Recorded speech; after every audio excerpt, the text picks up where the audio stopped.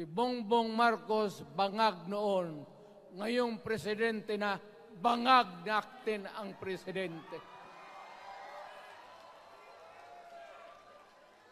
Kayong mga military, alam ninyo yan.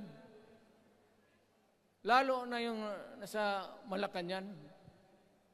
Alam ninyo,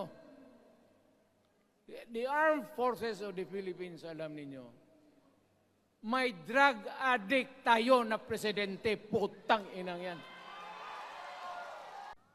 Nung ako'y mayor, pinakitaan ako ng evidence ng PDEA.